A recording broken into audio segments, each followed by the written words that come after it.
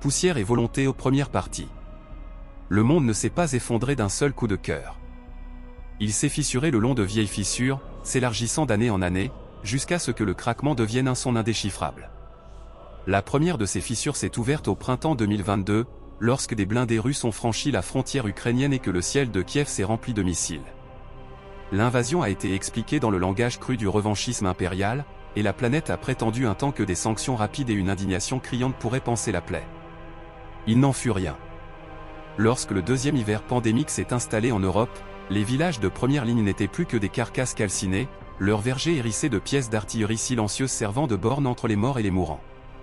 À Washington, la guerre fut annoncée d'abord par les points de presse matinaux, puis par les talk-shows du soir, une tragédie lointaine à débattre comme un score de football. Mais l'histoire marmonna d'autres plans. Janvier 2025 arriva sous les lumières vives d'une seconde investiture, et le message gravé sur le marbre du mal était « La paix par la force ». Donald Trump reconduit au bureau ovale par un électorat lassé des croisades abstraites convoqua les négociateurs à Ankara, puis à Doha, puis dans un chalet suisse tenu secret où il posa entre Volodymyr Zelensky et l'unique envoyé au visage de granit envoyé par Vladimir Poutine.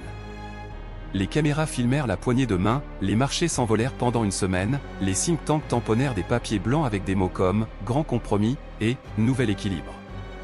Un nouveau vice-président, J.D. Vance, sourit au défilé de la victoire.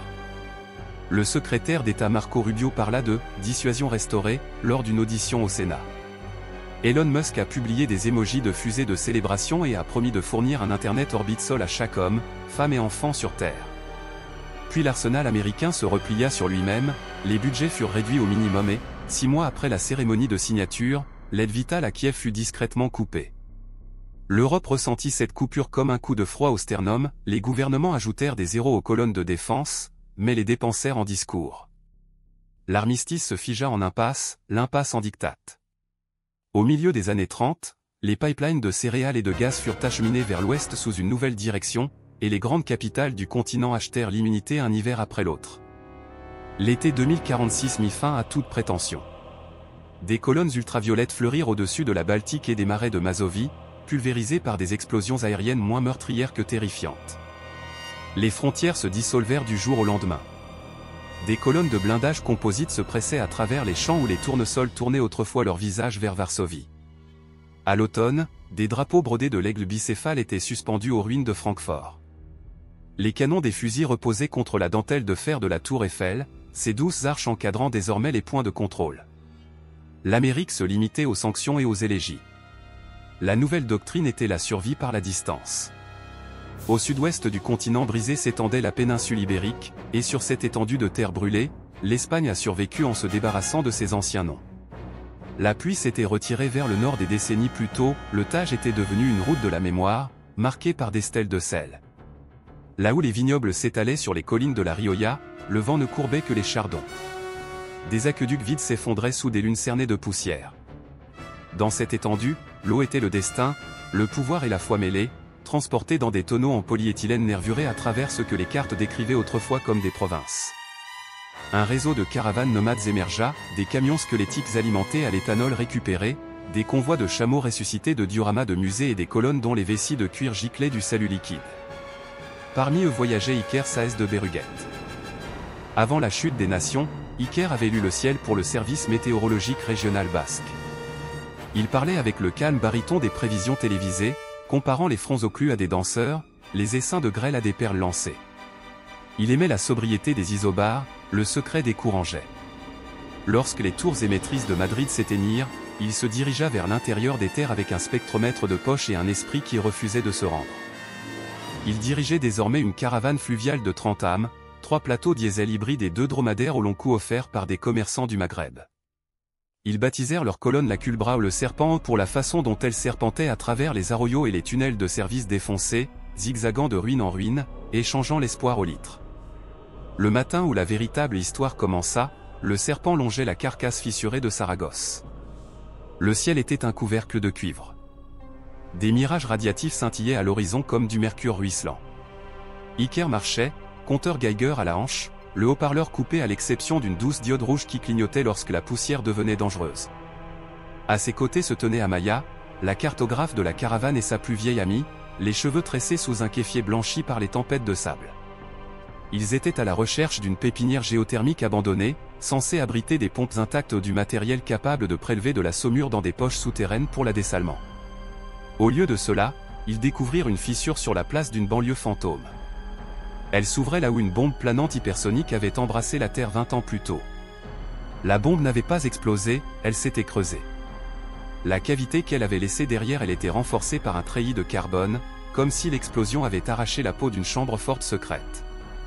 La lampe frontale d'Iker dessinait un cône argenté sur la pente. 30 mètres sous la surface, les murs étaient tissés de fibres optiques encore illuminées d'un indigo silencieux. Des rangées de lecteurs quantiques étaient nichées dans des racks, épargnés par les charognards craignant les radiations ou les pièges militaires. Au-dessus d'une porte pendait une plaque à moitié fondue, Centre national de observation orbitale archivaux à Égir.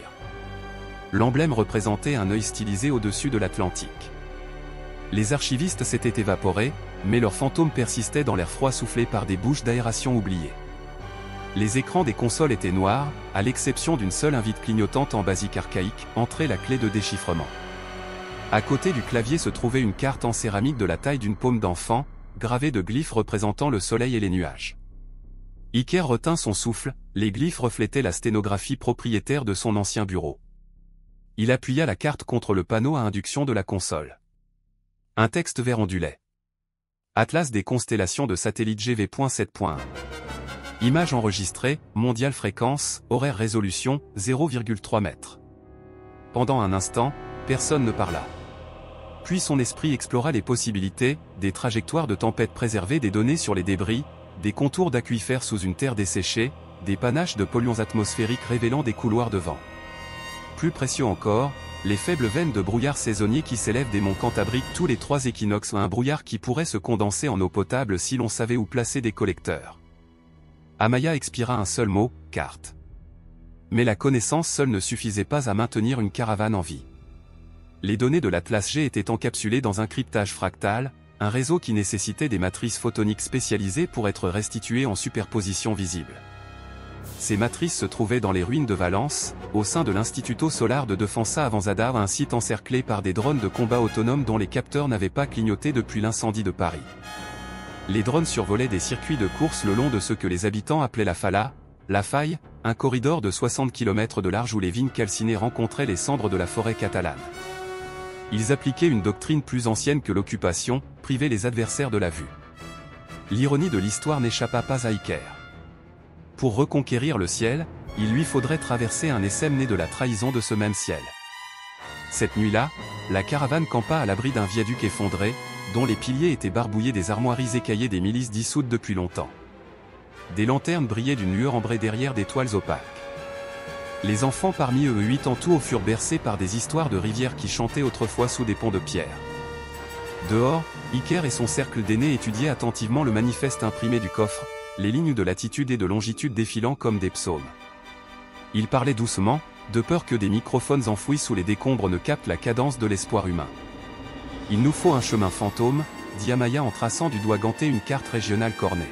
« Une faille dans leur couverture, ou une interruption dans leur cycle de vie. » « Ils stockent l'énergie solaire », répondit Martin, le mécanicien dont les manches étaient noires de l'inscription « Huile moteur ». Des panneaux sur chaque aile. La nuit ne les émousse plus comme avant. Ensuite, on réécrit la nuit, murmura Iker, le regard perdu dans le vide. Il se souvenait de travaux de fin d'études sur les paillettes aérosolisées, sur le brouillage du microclimat par halo particulière, des idées autrefois cantonnées aux revues de défense spéculatives. Des idées qui pourraient désormais leur offrir des heures de passage invisibles. Amaya vit l'étincelle revenir dans son regard, la même qui les avait guidés à travers le plateau des Pyrénées lorsque des tempêtes de sable fin déchiraient les caravanes de moindre importance. Elle hocha la tête. « Comment ? De la poussière, dit-il simplement. Et elle le sera. » À l'aube, le Snake était de nouveau en mouvement, ses roues crissant sur des bancs de gypse scintillant comme des vagues gelées. Iker, assis en cabine dans le camion de tête, griffonnait des formules sur des tablettes de verre fissurées, masse de la charge utile, taux de combustion du perchlorate d'ammonium récupéré sur des charges minières obsolètes, densité de poussière nécessaire pour former un nuage diffusant les signaux radars de 10 km de long. S'il parvenait à propulser le nuage jusqu'à la couche limite supérieure au crépuscule, les impulsions lidar des drones se réfracteraient en bruit pendant une seule rotation aux 7 minutes, peut-être 8. suffisamment pour se glisser en dessous. La caravane franchit une crête. Devant eux s'étendait la vallée de Los Cuchillos et les couteaux ainsi nommés en raison des crêtes dentelées de barres d'armature et des fermes solaires effondrées qui surplombaient la plaine. Au-delà, la côte lointaine scintillait, tache d'étain où la Méditerranée cuisait ses dernières marées. Quelque part entre les deux, invisible mais inévitable, bourdonnaient les gardiens de la faille. Iker sentit la carte Atlas G dans sa poche de poitrine, chaude sous la pression de son cœur.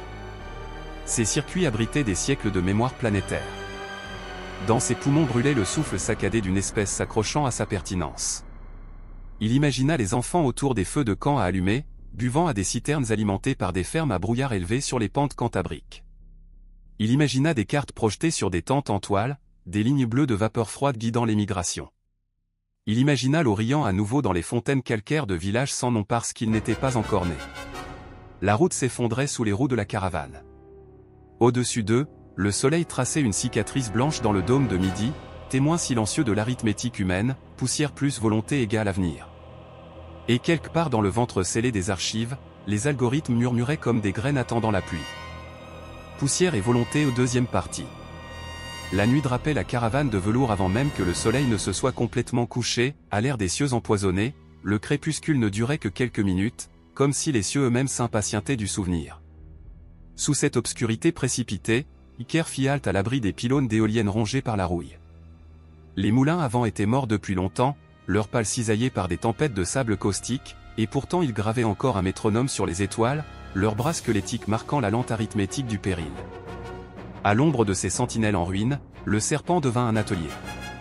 Martin étendit des bâches couleur de minuit et disposa des bidons récupérés au fût d'engrais, bonbonnes d'oxygène fissurées, tessons de tuyères de fusée en bronze dont il remblayait les joints avec du suif. Des enfants rapportèrent des morceaux de la taille d'un poing de vieux pigments de peinture routière du dioxyde de titane réduit en une fine poussière pâle qui autrefois maintenait l'éclat des marquages au sol sous la circulation des fêtes. Désormais, il servirait de voile pour se protéger des yeux incendiaires des machines. Amaya s'agenouilla près d'une trappe de service effondrée, extrayant les fils de cuivre d'un scanner de péage autonome. Ses doigts habiles tressèrent le filament en une seule bobine, une offrande au calcul d'Iker. Tout autour d'eux s'éleva un silence de peur contenue, ponctué par le léger vrombissement des moteurs tournant au ralenti, prêts à bondir si les projecteurs de patrouille s'allumaient. Iker se tenait à l'écart de l'agitation, le regard fixé sur l'horizon meurtri. Les constellations qu'il avait connues autrefois se cachaient derrière une brume de suie nanométrique, mais il pouvait encore lire le pouls du temps dans le vacillement des lointaines colonnes de chaleur. Ce soir-là, la troposphère était agitée, les couches glissant les unes sur les autres comme des plaques tectoniques, promettant un soudain cisaillement du vent en altitude. Parfait, pensa-t-il. Les turbulences perturberaient les grilles d'inertie des drones et amplifieraient le chaos des paillettes. Il sentit le poids de la carte de lecteur Atlas G contre son sternum et s'accorda un instant de réflexion personnelle. Son chemin avait été choisi dans un tunnel baigné d'une lumière indigo fantomatique, mais ses racines étaient plus profondes, il remontait aux stations météorologiques de la côte cantabrique où, en tant que météorologue novice, il avait observé les pêcheurs lire le ciel non pas sur des cartes, mais au goût de l'humidité sur leur langue. Connaître l'air, lui avait dit un jour son mentor, est la première forme de prière. Ce soir-là, il pria en mélangeant de la poussière à de l'Occident.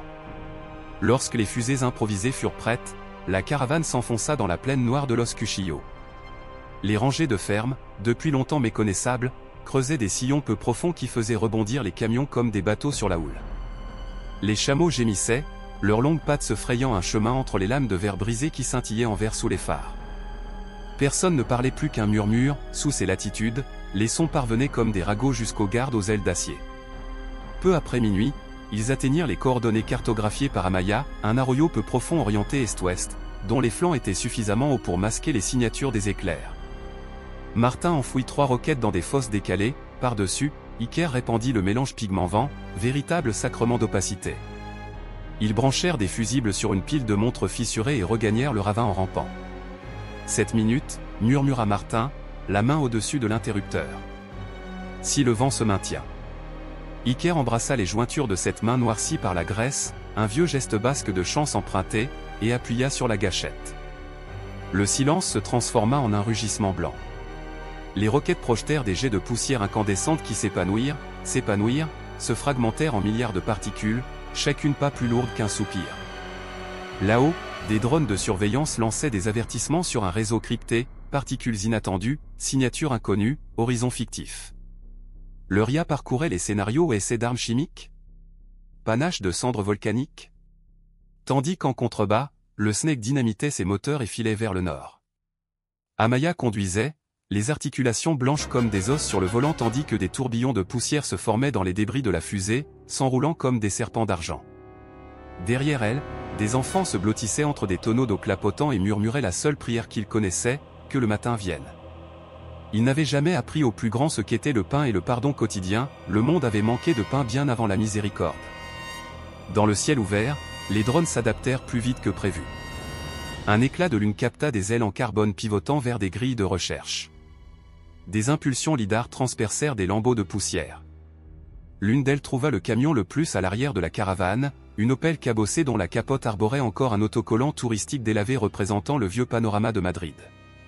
Pour l'esprit de la machine, c'était une signature thermique non autorisée. Règle établie, interceptée. Le chasseur s'est détaché de sa boucle de patrouille et a plongé. La fille de Martin, Lua, conduisait ce dernier camion, s'occupant des dromadaires. Lorsque le drone se baissa, elle ne vit qu'une soudaine lueur violette et sentit l'électricité statique lui hérisser les poils des bras. L'instinct plus ancien que le langage la précipita sous la bâche. Le projectile traversa la cabine du conducteur dans un éclair blanc, vaporisant air, acier et essence. Une secousse de tonnerre gronda sur le désert et la nuit sentit instantanément le clou de girofle brûlé et l'huile des cieux. Le camion fit un écart, pivota sur le côté, s'écroula dans un embrasement. Le convoi ne s'arrêta pas. Il ne le pouvait pas survivre, exigeait une brutalité qui avait encore un goût de trahison. Iker regarda la boule de feu s'atténuer dans le rétroviseur de sa cabine et gravait le chagrin jusqu'à l'os, le conservant pour plus tard, pour un jour où il pourrait le transformer en champ de deuil. Maintenant, il conduisait. Les minutes s'écoulèrent. Le voile de poussière s'amincissait vers la stratosphère, se déchirant sous le cisaillement du courant-jet. Mais le serpent avait franchi la Fala. Au loin, sous la lumière des étoiles, se dressaient les faubourgs de Valence, un champ de tours autrefois gainé de verres miroirs, aujourd'hui martelé par le soleil et les cicatrices des balles, toujours aussi magnifique en ruine. Au-delà de ces ruches se trouvait l'Instituto Solar de Defensa Avanzada. Ils laissèrent les camions cachés dans un parking squelettique à moitié englouti par les dunes. De là, l'approche se ferait à pied, les circuits serpentant à travers les fissures du béton effondré où les barres d'armature formaient des arcs tels des veines apparentes. Iker portait la carte Atlas G dans une boîte doublée de plomb, en bandoulière, Amaya soulevait une bobine de cuivre et un émetteur piraté mi-répéteur, Miller. Martin portait une 600 flammes sur son épaule. Lua, striée de fumée mais silencieuse, marchait à ses côtés sans une larme. Renata les escortait une des anomalies discrètes de la caravane, une ancienne ingénieure en électro-optique dont les rétines portaient encore de légères cicatrices en treillis suite à un accident de fabrication. Renata voyait les couleurs différemment désormais, l'infrarouge scintillait sur les bords, l'ultraviolet fleurissait sur le métal comme du givre. Cela la rendait irremplaçable pour éviter les pièges invisibles à l'œil nu. Elle les guida à travers la cité cadavre à la lumière des fantômes, ses gestes précis se détachant sur le fond des portes brisées. Dans un hall supérieur, ils s'arrêtèrent pour observer les projecteurs paramétriques jouer sur l'horizon, tels des doigts pâles. La lumière était trop régulière, trop lente, non pas celle d'un drone, mais celle d'observateurs pilotés l'infanterie d'occupation utilisant des projecteurs soviétiques excédentaires montés sur des clones de UMV. Les Russes et leurs auxiliaires maintenaient toujours une garnison autour des installations de recherche, craignant que quelque part dans les décombres ne se cachent des armes qu'ils avaient manquées. Cela signifiait que les drones n'étaient pas les seuls prédateurs. Iker observa les survivants, réfléchissant aux courbes de probabilité. « Nous sommes moins nombreux que prévu, dit-il. Et l'aube ne demande jamais la permission, répondit Amaya. Ils poursuivirent leur route jusqu'à ce que l'air commence à prendre un goût de sel venu des plaines méditerranéennes. Enfin, l'Institut apparut, une flèche triangulaire en béton armé dont la face sud avait été autrefois recouverte de verres photovoltaïques à couches minces. La plupart des fenêtres étaient en toile d'araignée, un coup de mortier avait creusé un cratère au niveau 10. Pourtant, les turbines du toit tournaient, alimentant en électrons une fonction secrète à l'intérieur. Renata leur fit signe de descendre derrière une sculpture renversée d'un soleil fractal.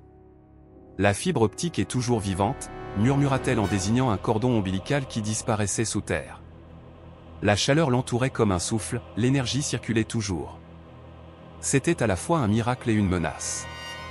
Ironiquement, pénétrer dans le bâtiment exigeait moins d'habileté que le silence. L'explosion qui avait ravagé le niveau d'y avait fissuré les portes de sécurité d'un puits de maintenance. Martin coupa les verrous restants tandis que Lua montait la garde avec un fusil récupéré. À l'intérieur, les couloirs sentaient l'ozone et les algues séchées, témoins de bassins de refroidissement asséchés depuis longtemps. Des rangées de racks de serveurs, à moitié détruits, bordaient un atrium à ciel ouvert. Ça et là, des LED de secours vacillaient comme des bougies votives dans une cathédrale profanée. Les réseaux photoniques nécessaires seraient scellés plus profondément, sous la ligne de flottaison des anciens laboratoires. Le silence régnait, à l'exception du bourdonnement lointain des générateurs de secours. Un bruit plus fort aurait pu appeler des drones ou des soldats, ils communiquaient donc par gestes. Renata ouvrit un boîtier en forme de sarcophage, frappé d'un logo en forme de soleil. À l'intérieur se trouvaient des plaquettes de verre à treillis, des processeurs photoniques capables de chorégraphier le chiffrement Atlas G. Amaya expira. Iker tendit la main pour soulever la première plaquette, se calant au sol pour évacuer l'électricité statique, puis la glissa dans un support anti-choc. Comme tous les miracles, cet instant exigeait un prix. Un klaxon grésilla dans l'obscurité ou une relique acoustique, déclenchée peut-être par des vibrations, peut-être par de la poussière se déposant sur un capteur optique. Quelle qu'en soit la cause, l'effet se répercuta à travers les ossatures du bâtiment et jusqu'à la ville endormie. Iker tressaillit lorsque des lumières jaillirent au-dessus de sa tête, d'abord des stroboscopes jaunes d'urgence, puis une pulsation blanche codifiant leur position en langage drone. Renata cria au démo, maintenant, des murmures déchirants de panique. C'est l'heure. Dehors, les rotors s'éveillaient. La nuit résonnait du grondement de guêpes des moteurs, passant de l'attente à l'attaque. Iker referma violemment le boîtier et l'accrocha à son harnais. Deux sorties, aboya Théil. L'une, par les tunnels de refroidissement sous la digue, l'autre, par le chemin inverse. Martin choisit les tunnels, il y avait un risque d'effondrement, mais pas de ciel ouvert. Amaya saisit un pistolet lance-fusée, le chargea d'une balle de magnésium et tira à travers un trou dans le plafond. Une floraison blanche et furieuse s'épanouit, caméra grillée, photodiode surchargée, leur donnant peut-être 30 secondes de battement de cœur. Ils ont couru. Les couloirs devinrent des souffleries, les ondes de pression du rotor faisant trembler le verre tandis que les drones tentaient d'y pénétrer. Le fusil de Lua aboya une fois, puis s'enraya, elle le jeta et tira sur une conduite d'alimentation mal fixée, déclenchant des capteurs, si bien que des décharges électriques se propagèrent à travers les couloirs, formant des filets mortels. Des étincelles lui éclairèrent les yeux, elle ne ralentit pas. Une cage d'escalier s'effondra sous les grenades assourdissantes, ils bifurquèrent à gauche dans une galerie de maintenance envahie par les algues UV. Un drone glissa par la brèche derrière eux, heurté par des ricochets croisés, ricocha sur du carrelage humide et explosa contre une colonne de soutien, arrosant les fugitifs d'éclats de fibres de carbone. Des éclats d'obus tranchèrent l'avant-bras de Renata, des arcs artériels brillants dessinèrent des graffitis éphémères sur le mur. Iker arracha une bande de sa manche, arrêtant le flot sans cesser d'avancer, chaque pas étant un pari risqué. Un niveau plus bas, le plan d'étage correspondait aux souvenirs stockés dans le cerveau d'Iker, dépendant des conditions météorologiques, c'était autrefois le centre de données fluidiques, où les circuits de refroidissement alimentaient les prises d'eau de mer souterraines. Si ces canalisations existaient encore, elles pourraient être recrachées à 2 km au sud de l'Institut, au-delà du cordon d'interdiction de vol des drones et à portée de leurs camions, à une distance irréaliste. Il ouvrit la trappe déverrouillée par une surtension et le groupe se déversa dans un puits vertical empestant le cuivre corrodé et les balanes. Les barreaux d'échelle, rouillés comme des lames de rasoir, menaçaient de peler la peau, mais la survie différait la douleur. Ils descendirent dans les ténèbres où seul le sang de Renata laissait une trace de chaleur sur le métal. À la base du puits, Martin alluma un bâtonnet chimique, une luminescence verte parcourut la courbure intérieure du tuyau, révélant une jonction scellée par une vanne de pression. La tension alimentait toujours les servomoteurs. Amaya actionna le levier manuel avec son pied de biche, des aspirateurs sifflèrent, la vanne sauta et un air saumâtre, teinté d'algues pourries, entra. Au-delà, de l'eau jusqu'aux genoux s'écoulait vers les réservoirs de sortie. Ils avancèrent, se prémunissant contre l'aspiration des marées. Quelque part au-dessus, des échos d'explosions résonnèrent dans le puits ou des drones déversant leur fureur sur des couloirs vides. Iker savait qu'il finirait par détecter des éruptions de chaleur ici, mais les plaquettes photoniques étaient protégées dans le boîtier, leur signature thermique se répandait dans l'eau de mer environnante. Pour l'instant, l'anonymat était de retour. Le tuyau émergea sous une jetée fracturée. Ils firent surface tels des plongeurs nés d'une matrice d'acier, engloutissant un vent salé et amer. Au-dessus, le ciel d'avant l'aube se teintait de pourpre. Les nuits d'Ibéria étaient courtes, l'horizon scintillait déjà sous l'effet du lever de soleil pyroclastique. Les drones préféraient l'obscurité ou leurs optiques étant moins efficaces en plein soleil, leur fenêtre de poursuite se rétrécit. Depuis le brise-lames, ils suivirent la rive vers le nord, longeant l'autoroute fantôme jusqu'à rejoindre les camions cachés, juste au moment où le ciel s'embrasait. Iker scruta le ciel où aucune traînée de condensation ne le poursuivait et laissa échapper un rire rauque qui n'appartenait pas à son père. Martin embrassa le front maculé de celui de Lua, Renata s'effondra près d'un passage de roue, le bras bandé avec un tube stérile. Le serpent avait perdu un camion, 4 âmes, l'innocence mesurée en tonnes, mais il avait gagné les clés pour déchiffrer un monde brisé. La caravane roula vers l'ouest, s'éloignant des tours squelettiques de Valence, portant en elle une carte stellaire du salut comprimée sur des hosties fines comme du pain de communion. Devant elle s'étendaient des montagnes dentelées comme des dents cassées, des vallées où des flaques de radiation mijotaient sous la lumière aveuglante de midi, des territoires patrouillés par des milices humaines qui ne faisaient pas plus confiance aux drones qu'aux étrangers. Pourtant, l'eau murmurait à nouveau dans les rêves d'Iker, des vapeurs se rassemblant sur les crêtes, des gouttelettes glissant dans des collecteurs, des enfants buvant à volonté dans des tasses ébréchées. Il lui faudrait encore traduire ces images spectrales en itinéraire, ancrer des filets anti-brouillard de 40 mètres de haut, convaincre des villages noués par la peur de partager leurs réservoirs. La connaissance avait toujours été la partie facile. La foi, plus difficile. La foi que la poussière et la volonté pourraient façonner un avenir là où les États s'étaient effondrés. À un carrefour près des ruines de Teruel, ils s'arrêtèrent. Iker ouvrit le boîtier plombé.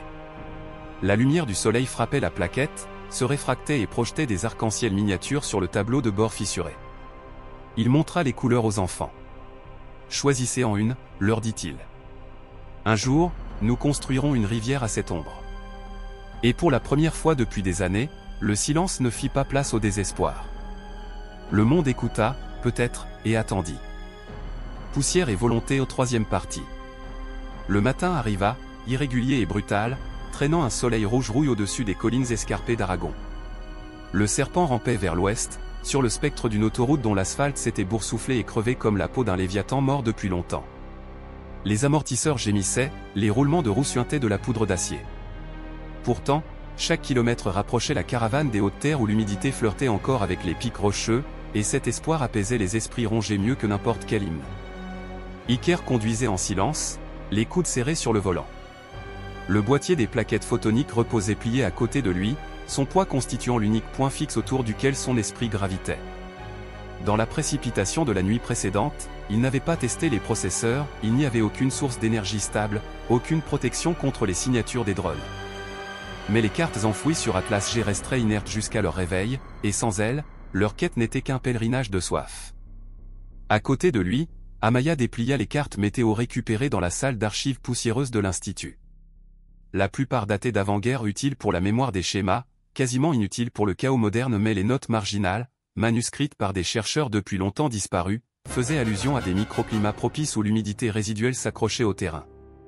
Une note mentionnait une anomalie de pression au-dessus de la faille de Belchite qui exhalait de l'air chaud chaque crépuscule d'automne, engendrant du brouillard au sol.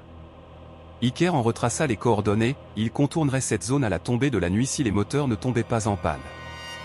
De temps à autre, la voix de Lua grésillait dans la radio à courte portée, un rapport précis provenant du véhicule de queue, les dromadaires étaient calmes, le radiateur réparé, Renata se reposait.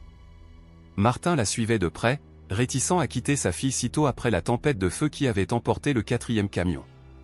Tous savaient que le convoi devait désormais avancer comme un seul poumon, la perte du moindre morceau risquait de provoquer une suffocation collective. En milieu d'après-midi, le terrain s'inclinait vers le haut, formant des plis de schiste ocre. Les vallées se rétrécissaient, canalisant le vent qui sifflait à travers les viaducs effondrés tel un cœur en deuil. C'est là, au milieu de murs de soutènement à moitié effondrés, qu'apparut la première trace d'autres humains, un panneau routier carbonisé, peint à la bombe avec un emblème de blé et les mots Guardia de la Cosecha au tributo au sangre. Amaya fronça les sourcils. Garde des moissonneurs.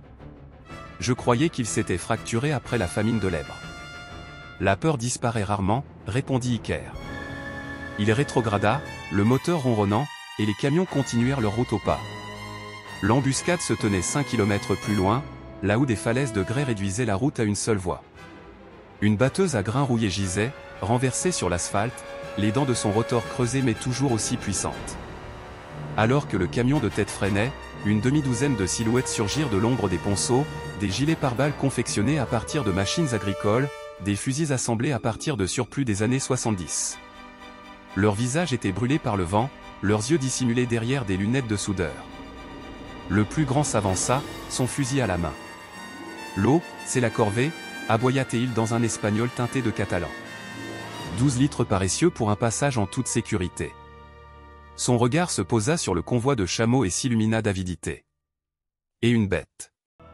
Iker descendit de la cabine, les paumes levées. « Nous transportons de l'eau pour le commerce », commença-t-il d'une voix mesurée. « Mais nous possédons aussi un savoir qui peut remplir 1000 citernes. Partageons plutôt cela. » La sentinelle rit, un rire bref comme des pierres tombant dans un puits. Le savoir n'a jamais apaisé une gorge.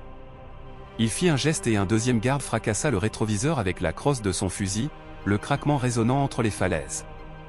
Amaya se glissa par la portière passager, une bobine de cuivre sur son épaule scintillant comme un serpent. « Alors, peut-être apprécierez-vous la lumière », dit-elle en actionnant un interrupteur dissimulé sur un condensateur de fortune. Un éclair jaillit de l'extrémité de la bobine et s'abattit sur la coque de la batteuse, des étincelles blanches filèrent sur la rouille. Les gardes reculèrent, leurs jurons engloutis par le grésillement de l'ozone. Éruption de plasma, mentit doucement Amaya. La prochaine pulsation se propage de l'os au cœur.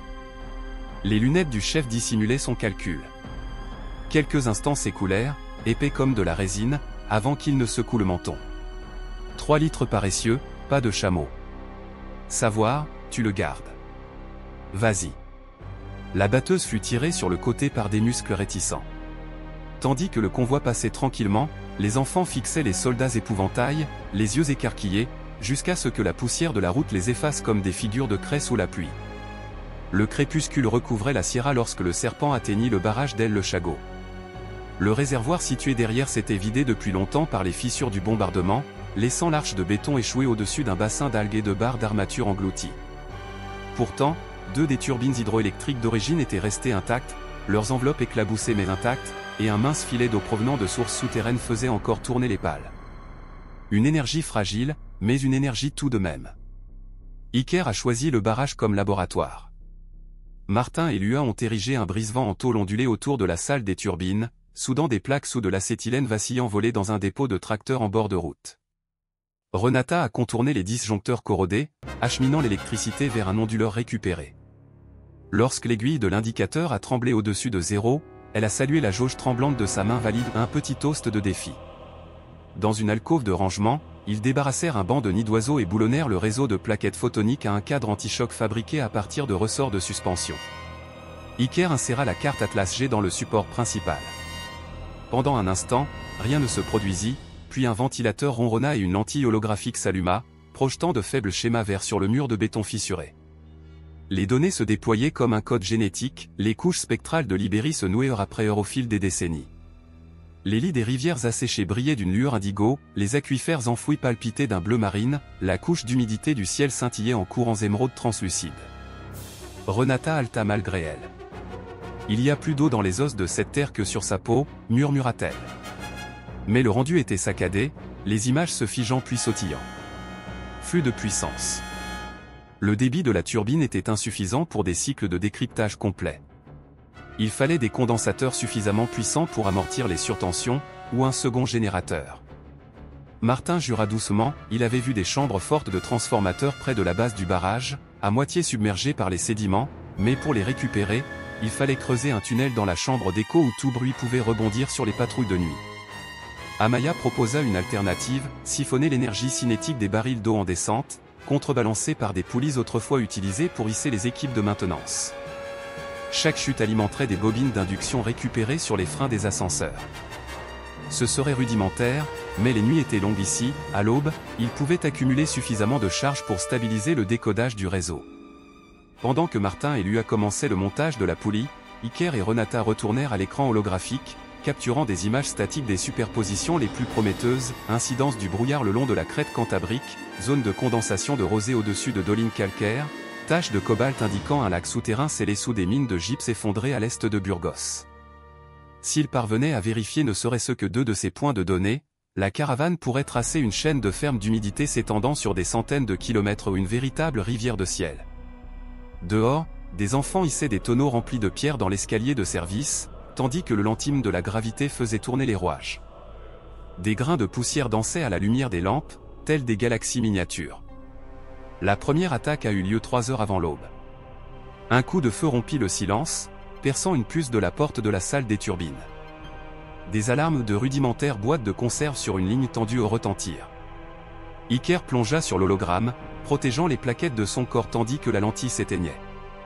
Les radios crachaient des cris superposés, la garde des moissonneurs les avait suivis, guidés par un vieux drone d'observation russe qu'ils avaient capturé et bricolé pour la détection thermique. Les balles ricochaient sur le béton, les cordes des chameaux hurlaient, les enfants se dispersaient derrière les piliers de soutènement. Martin déclencha une fusée éclairante au magnésium qui baigna la gorge d'un éclat blanc fantomatique, détruisant les lunettes de vision nocturne. Amaya lança 2 fumigènes improvisés des bidons d'engrais chimiques qui formaient des nuages jaunes étouffants dans le vent remontant la vallée. À couvert, Lua et 2 adolescents plus âgés formèrent une ligne d'escarmouche avec des carabines rongées par la rouille. Mais la garde était nombreuse. Des silhouettes se déployaient sur le déversoir, enveloppées de fumée, tirant en rafales disciplinées. Un ricochet traversa un tonneau d'eau, de précieux litres furent projetés en gerbe. Une autre balle brisa le pare-brise du camion de tête. Iker rampa jusqu'au seuil, le cœur battant aussi fort que les engrenages d'une turbine. Il compta les éclairs de bouche, estima les angles. Les vannes de déversement du barrage, bien que déformées, étaient toujours reliées à un levier de déclenchement d'urgence logé dans un petit bunker de contrôle au milieu de l'arche. Si le levier était actionné, la tension accumulée du ressort pourrait faire tomber les vannes et libérer le filet d'eau du réservoir en un torrent soudain, pas assez pour inonder le réservoir, mais suffisamment pour masquer la retraite sous le carnage et les débris. Pourtant, le bunker était exposé au-dessus du bord de la gorge. Renata se porta volontaire la première, mais la perte de sang la laissait à peine capable de se relever. Martin secoua la tête. « Mes jambes sont plus fortes, dit-il en brandissant la scie sans flamme comme un bouclier improvisé. Lua lui saisit le poignet. « Et les miens sont plus rapides. » Les disputes s'estompèrent sous un nouveau mitraillage. Finalement, Amaya prit la parole, « J'y vais. » Son regard soutint celui d'Iker une demi-seconde, échangeant des équations que seul comprenait, risque contre mission principale, coup contre enfant de demain. Elle se déshabilla pour un équipement plus léger, passa la bobine du condensateur sur son dos et sprinta. Des coups de feu sillonnaient la crête du barrage derrière elle. Mais la garde des moissons n'avait pas vu la charge de la bobine se reconstituer pendant la nuit, alors que leur chef se penchait pour viser, Amaya appuya sur la gâchette. Une couronne d'éclairs bleus jaillit de son dos et s'abattit sur les rails d'acier du bunker, bondit sur ses fusils, dansa le long des barbelés. L'électricité statique fit craquer les tympans, les cris d'ordre se transformèrent en hurlements. Amaya plongea, l'épaule la première, par la porte du bunker. Un battement de cœur plus tard, la vallée trembla. Des engrenages rouillés, sous le choc de la paralysie, convulsèrent. Une vanne de déversement s'abaissa brusquement sur un câble déchiqueté, une autre resta entr'ouverte, et un mur d'eau brun boueux s'abattit dans la gorge, projetant débris, mousse et assaillants hurlant dans des tourbillons bouillonnants. Dans la salle des turbines, Iker cria l'évacuation. Lua fit monter les enfants dans les camions restants. Martin fit vrombir les moteurs, les pneus crachant du gravier tandis que le convoi remontait la pente en marche arrière, le long d'un accès de maintenance pas plus large qu'un chemin de charrette minière. La gorge se remplit de grondements de cataractes, de troncs dégringolants, et les casques des gardes des récoltes tournoyaient comme des lunes mortes. Amaya émergea du brouillard, le visage maculé d'huile, une épaule à moitié engourdie par le contre-coup du condensateur. Iker la tira dans la cabine tandis que Martin accélérait. Derrière eux, le barrage croissa comme une bête agonisante, son squelette enfin brisé par des décennies de tension et la violence de la nuit. Des dents de béton s'effondrèrent vers l'intérieur, un panache de poussière s'éleva dans le ciel avant l'aube. 10 kilomètres plus loin, là où la route s'incurvait vers les contreforts, ils s'arrêtèrent pour compter les survivants. 2 autres manquaient à l'appel, un gardien âgé et un garçon qui avait tenté de récupérer un jouet tombé. Le chagrin les vidait de leurs poumons, mais il n'y avait pas de temps pour le rituel. Des colonnes de fumée s'élevaient déjà à l'horizon, les renforts de la milice arriveraient rapidement, par radio défectueuse. L'Holoric survécut, ses cellules d'énergie intactes, bien que la synchronisation des données se soit figée en cours d'analyse. Néanmoins, Les images capturées avant l'attaque suffirent à élaborer la stratégie. Iker rassembla les anciens près des moteurs au ralenti. La crête d'abord, dit-il en tapotant la carte spectrale. Ici, les champs de nuages contiennent en moyenne 90 grammes d'humidité par mètre cube chaque semaine d'équinoxe. Nous déployons des filets, condensons l'humidité et stockons l'eau dans des réservoirs à étages. Son doigt traça des lignes sinueuses à travers les canyons. La route traverse la Brescia, une région montagneuse occupée. Nous pourrions négocier le passage avec des fruits à noyaux, ou nous devrons peut-être le découper. Les yeux de Martin brûlaient. On sculpte. Renata posa sa main bandée sur la carte. Le savoir est une lame suffisante, si on l'aiguise. Amaya, palme et intacte, ajouta une dernière note. Et ce soir nous apprend quelque chose, la poussière voile le ciel, l'eau noie le canon. Nous maîtrisons les éléments, nous ne nous contentons pas de les endurer. Iker a classé l'affaire. Ensuite, on grimpe. L'aube se leva, comme un or en fusion, sur les contreforts cantabriques tandis que le serpent entamait son ascension. Les moteurs s'épuisaient, les enfants chantaient de doux contre-rythmes au piston, et une nouvelle histoire s'accélérait dans l'écho de la vallée, celle de la lumière volée, des rivières ressuscitées et des prières nées de la poussière qui pourrait encore s'élever, se condenser et retomber comme une pluie sur une terre qui en avait oublié le son. Poussière et volonté au 4e parti. L'aube grise se liquéfia en argent tandis que le serpent gravissait la première véritable terrasse de la crête cantabrique. Ici, le terrain ne s'étendait plus, il se repliait, serré comme un origami, en canyon sillonné de quartz et de schiste.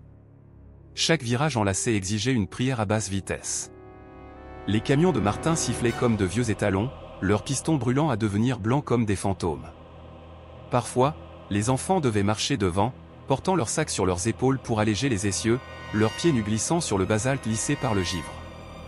Pourtant, à chaque mètre gagné, l'air avait moins le goût de la cendre et plus celui du possible, une odeur de fer, celle de l'altitude, baignée d'une brume fantôme. 3 jours s'étaient écoulés depuis El Le Chagot. Le barrage gisait quelque part derrière eux, dans un berceau de béton pulvérisé et de certitude brûlée. Ils avaient dormi dans des cavités de carrières et des chapelles de ponceaux pluviaux, chaque lever de soleil révélant de nouvelles blessures, une fuite de liquide de refroidissement, une rupture de sac d'essieu, la fièvre de Renata due à des éclats d'obus non traités. Ils continuaient néanmoins leur ascension. Entre les falaises, l'hologramme Atlas G projetait la nuit des aurores boréales aquarelles sur des bâches, les guidant vers l'épine dorsale de la crête où le brouillard saisonnier ruisselait comme des rivières fantômes sous la trajectoire des vents d'ouest. Si les modèles tenaient, les récupérateurs de condensation pourraient y fleurir tels des vergers argentés, captant suffisamment d'humidité chaque semaine d'équinoxe pour alimenter les réservoirs en aval pendant 6 mois. Mais la crête n'était pas sans être revendiquée. Bien avant l'occupation, les villes minières avaient vécu et péri grâce au fer. Lorsque les frontières furent dissoutes et les vallées incendiées, les survivants se retirèrent dans les tunnels qui sillonnaient la chaîne. Ils se nommèrent Los Herederos, les héritiers, revendiquant la protection de chaque once de minerai et de chaque souffle d'air montagnard. Leurs éclaireurs peignaient des seaux sur des éboulis et installaient des alarmes à fil-piège faites de cordes de guitare, annonçant leurs intrusions par des notes plaintives perdues dans le vent. Le serpent déclencha un de ses chants au crépuscule du 4e jour. Un accord unique résonna dans la vallée, mineur et lugubre. Amaya se figea en plein pas, une bobine de cuivre en équilibre sur ses épaules. Dans le silence qui suivit, Iker sentit la montagne respirer. Puis vint la réponse, 5 notes, lentes, descendantes. Les héritiers écoutaient. Ils trouvèrent les émissaires sur un promontoire calcaire où des terrils ressemblaient à des vagues gelées. 2 silhouettes apparurent, le visage protégé par des demi-masques fabriqués à partir de vieilles visières de soudeurs. Elles portaient d'antiques carabines Mauser, portées bas, plus cérémonielles que mortelles. Une voix de femme s'échappa de derrière la visière. « Voyageurs, annoncez votre sang et votre dessein. » Iker s'avança, paumes ouvertes. « Nous transportons de l'eau, pas la guerre. » De l'eau, répéta le 2e émissaire, un jeune homme aux cheveux couleur poussière d'ardoise. Il n'y a que la réticence du ciel. Nous avons l'intention de réécrire cette réticence, dit Amaya en dégrafant l'objectif holographique. Elle projeta un codex de courant d'humidité sur la paroi de la falaise, des bleus et des verts chatoyants dansant sur la pierre brute. Des halètements s'élevèrent parmi les émissaires, la femme traça un tourbillon spectral d'un doigt ganté, comme pour tester la température de la foi. Pourtant, l'émerveillement seul ne pouvait faire pencher la politique. Nos tunnels protègent les hauts cols, dit-elle enfin. Les drones les franchissent rarement. mais les provisions sont des cicatrices. Montrez-nous ce que votre savoir peut engendrer, et peut-être la montagne ouvrira-t-elle une veine. Les négociations se déroulèrent dans un langage de rareté. Les héritiers accorderaient à la caravane un passage sur jusqu'à Puerto del Viento, la porte du vent, un col où le brouillard se condensait comme de la rosée sur du verre. En échange, la moitié de la récolte de la première saison s'écoulerait dans leur citerne. Après cela, les conditions de renouvellement seraient déterminées par les aléas de l'horizon. Amaya scella le pacte avec un filament de cuivre tressé autour d'un éclat de minerai de fer. Les héritiers offrirent à Renata un sachet d'antibiotiques en poudre et une carte des fourches de tunnel sûrs. Cette nuit-là, le serpent bivouaqua dans une caverne dont le plafond miroitait de pyrite brute. La fièvre de Renata céda sous la morsure de la poussière d'antibiotiques. À la lueur de sa lanterne, elle recalibra les plaquettes photoniques, acheminant les secteurs redondants pour contourner les portes endommagées. Lua appliqua des patchs de résine sur les harnais des dromadaires, fredonnant doucement des chants qu'elle prétendait plus anciens que la guerre. Non loin de là, des enfants traçaient des motifs de brouillard dans la terre et se disputaient pour savoir quelle constellation apporterait la pluie en premier. Quand le sommeil les prit enfin, il fut sans rêve et profond, comme si la montagne elle-même berçait leur épuisement. 2 jours plus tard, Puerto del Viento se révéla à l'aube, une entaille colossale entre 2 pics jumeaux qui canalisaient les vents polaires vers le sud. Des pins déchiquetés s'accrochaient aux éboulis, leurs aiguilles laquées de givre. L'air ici n'était pas seulement froid, il était lourd d'eau non tombée, chaque inspiration une gorgée. Iker la sentit perler sur ses cils. L'hologramme le confirma, la saturation grimpa à près de 98% lorsque la vitesse du vent s'arrêta au crépuscule. En termes météorologiques, la porte était un calice renversé. Il leur restait une semaine avant la vague de brouillard de l'équinoxe. Le temps à peine de tisser des filets métalliques et de hisser des voiles de condensation. Les héritiers sortaient des tunnels à chaque aube, livrant des bobines de grillage de récupération et des roulements sans rouille. En échange, les jeunes mécaniciens du serpent rebouchaient les fûts d'eau qui fuyaient et recablaient un générateur dans la galerie principale, illuminant ainsi des fresques restées dans l'obscurité pendant 20 ans. La coopération s'embrasait comme un silex, mais il fallait de l'amadou pour les étincelles. Amaya supervisait le tissage des filets, son épaule blessée fermement bandée. Elle enseignait aux enfants à épicer la fibre, à coudre des mailles avec des fils de silicone récupérés sur des panneaux de verre pulvérisés. Martin concevait des pylônes d'ancrage à partir de blocs moteurs soudés à des traverses de chemin de fer, enfoncés profondément dans des poches de pergélisol. Renata supervisait l'étalonnage des turbines, le condensat de brouillard s'infiltrait dans les micro-hélices hydroélectriques qui chargeaient les condensateurs pour la projection holographique et les balises à ondes courtes. Pendant ce temps, Iker gravissait la crête avant chaque aube, anémomètre à la main, scrutant l'air comme les prêtres autrefois lisaient les entrailles. Le 3e matin, d'épais stratus déferlaient au-dessus de nos têtes, annonçant une nouvelle de prospérité. Le 6e matin, le ciel se teintait de pourpre et un grondement sourd grondait au-delà des sommets occidentaux. Il redescendit au campement avec la nouvelle. Mur de brouillard en approche au crépuscule du premier équinoxe. 12 heures. Rire, acclamation, quelques larmes. Puis frénésie. Filets hissés sur des poulies, baumes de voile cliquetaient jusqu'à ce que les haubans vrombissent. Le long de la crête, des bobines de cuivre grésillaient tandis que des micro-chauffages chauffaient les points d'ancrage pour empêcher les soudures de glace qui risquaient de sectionner les câbles. Les héritiers étaient alignés le long du mur d'entrée, leurs Mauser transformés en mâts de drapeaux arborant des fanions en lin récupérés dans d'anciennes salles de classe. Même les enfants sentaient l'histoire basculer. Le crépuscule glissait sa lame sur les sommets. Les températures chutaient, le vent s'affaiblissait et, comme si une porte invisible s'ouvrait, une vague de brouillard déferlait sur le col. Elle se déplaçait comme du lait versé lentement en s'enroulant, se déversant, engloutissant les filets tout entiers. Les fils de mailles vibraient. Les gouttelettes se coalesçaient, fusionnaient, grossissaient, s'égouttaient le long des gouttières jusqu'aux auges acryliques cannibalisées des toits des serres. Le son était différent de tout ce que les enfants avaient connu, un claquement doux et incessant rappelant la pluie oubliée sur les balcons. Plusieurs restaient simplement bouche bée, attrapant les gouttelettes avec leur langue. Martin évalua sa consommation. 600 litres la première heure, murmura-t-il. La mère de tous les engrenages. À minuit, les réservoirs de stockage se gonflèrent. Le débordement de condensation emplit les citernes à moitié enterrées, marquées du sceau de l'héritier. Les anciens des 2 groupes versèrent de l'eau à la louche dans des coupes d'argile, et, l'espace d'un instant, des siècles de conflits eurent un goût de clarté froide. Les rituels qui suivirent furent maladroits, improvisée, des enfants frappèrent des bidons vides en signe de gratitude rythmique, Amaya offrit une bobine de cuivre poli au vent de la crête, une chorale d'héritiers entonna un vieil hymne des mineurs basques qui marquait autrefois la fin des quarts de travail. Sous les ombres du filet, de nouveaux mythes se sont développés.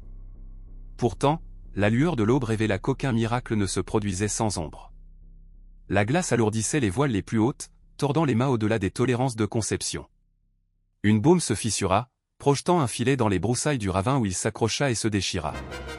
Pire encore, des satellites thermiques en orbite sous pavillon étranger avaient détecté une chaleur anormale provenant des réchauffeurs à condensation.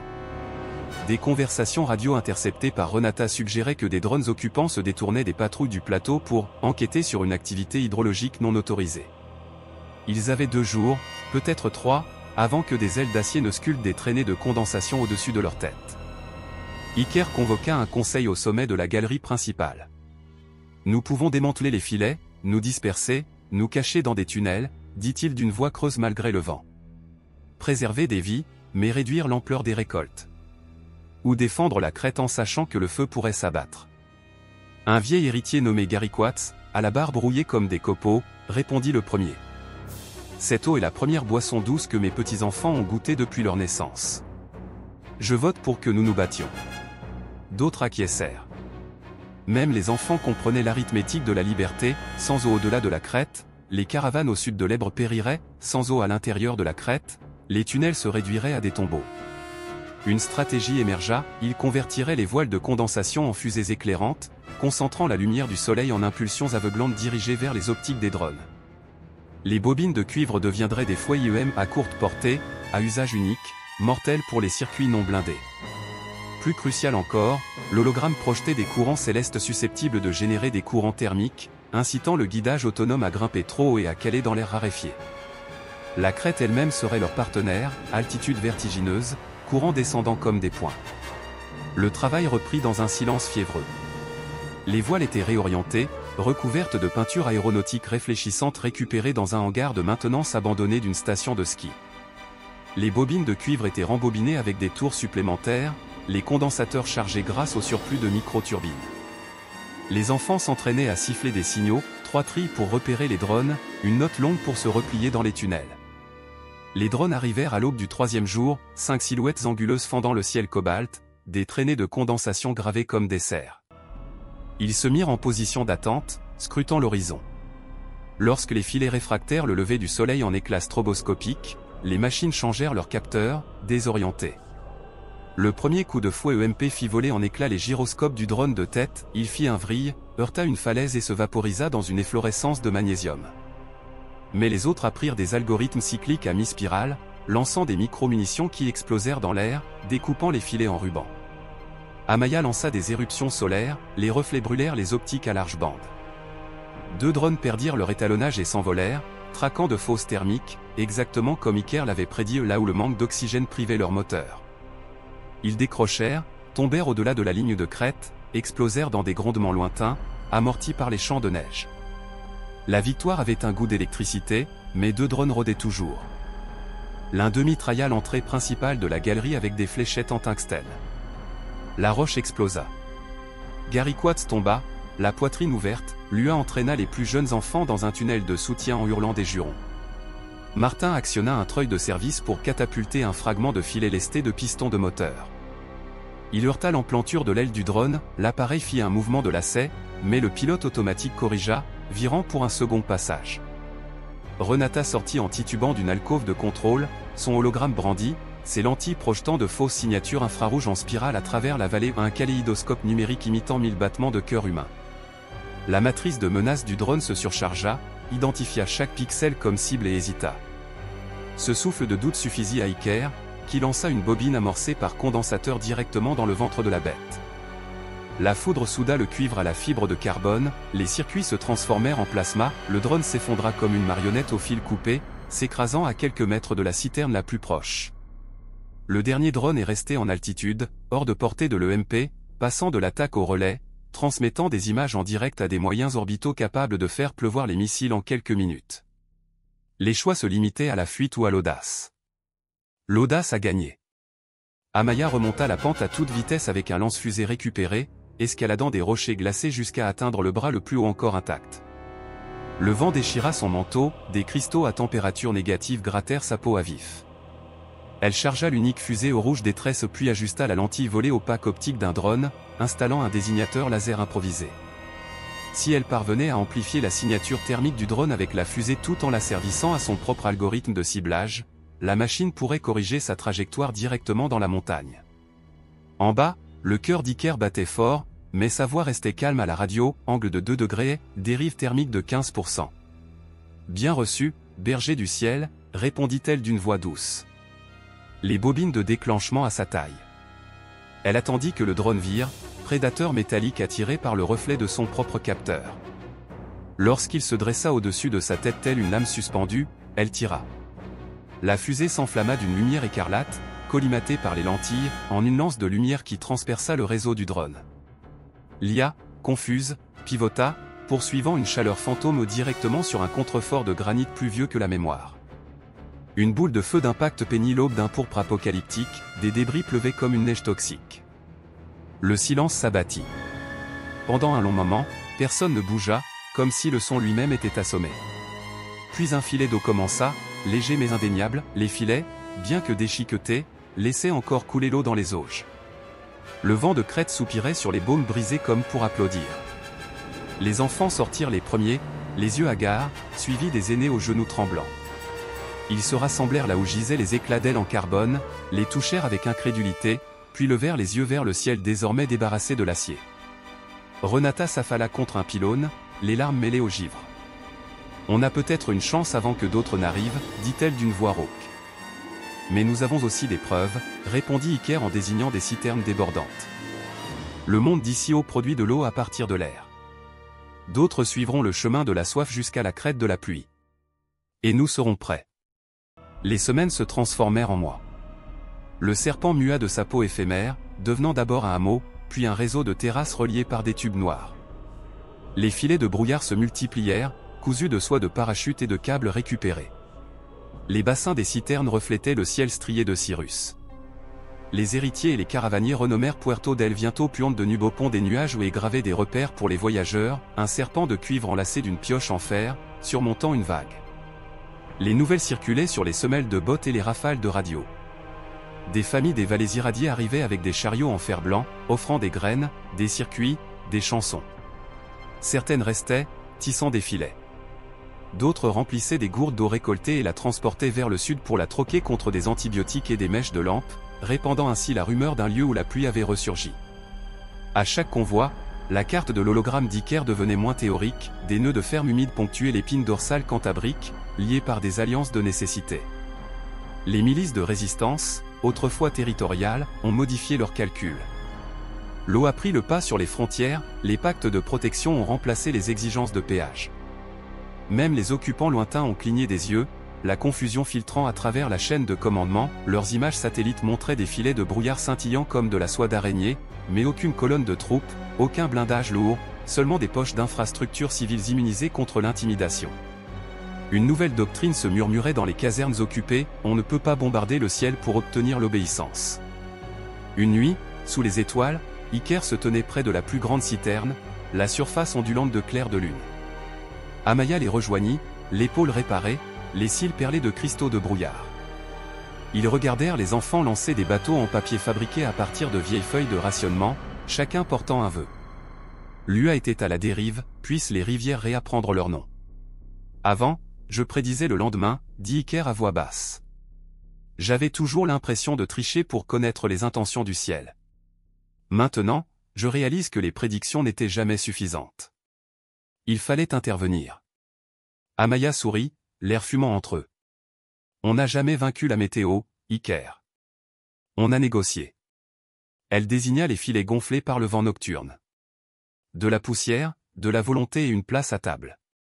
Il essuya une goutte sur sa joue, incertain si elle provenait d'un nuage ou d'un œil reconnaissant.